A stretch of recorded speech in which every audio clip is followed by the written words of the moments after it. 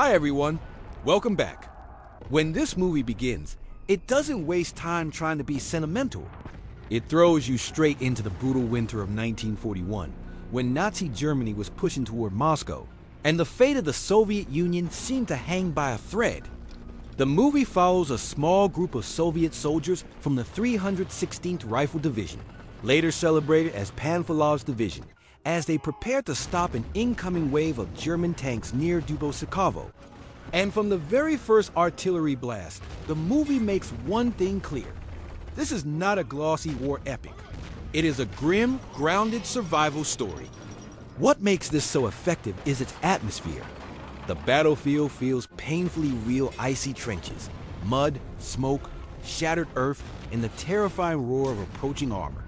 Instead of relying on melodrama, the movie builds tension through silence, discipline, and the simple fear of waiting for tanks to appear through the snow. The action is where the movie truly shines. The anti-tank combat is brutal, creative, and claustrophobic. Every grenade, every rifle shot, and every desperate move feels personal. Unlike many war films that glorify combat, this film makes every second of resistance feel exhausting. You're not watching superheroes. You're watching men trying to buy time with almost nothing. But how much of it is true? The movie is based on one of the most famous Soviet war legends, the story that 28 soldiers, under General Ivan Panfilov's command, held off a large German armored force in November 1941, destroying numerous tanks while defending the road to Moscow. According to the classic story, all 28 men died heroically after declaring, "Russia is vast, but there is nowhere to retreat. Moscow is behind us." It's a powerful story, but historians have long challenged the exact details. The famous 28 Heroes narrative was heavily shaped by Soviet wartime propaganda, and later investigations suggested that parts of the story were exaggerated or even fictionalized. Some of the men reportedly survived, and the exact number of tanks destroyed remains disputed. So if you're looking for literal documentary accuracy, the movie definitely dramatizes events. However, that doesn't mean the movie is disconnected from reality.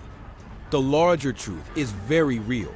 The soldiers of the 316th Rifle Division, including the future 8th Guards Rifle Division, truly did fight with extraordinary determination during the Battle of Moscow. They were part of the desperate defensive operations that helped slow the German advance at a moment when Moscow was in genuine danger.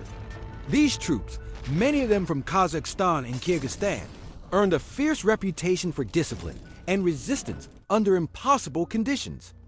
And that's where this movie succeeds historically, not as a perfect recreation of one exact skirmish, but as a tribute to the kind of fighting that actually happened all across the Moscow front in late 1941.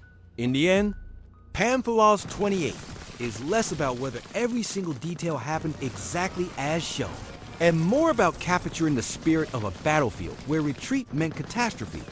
It's a movie about endurance, sacrifice, and the mythology nations build around survival.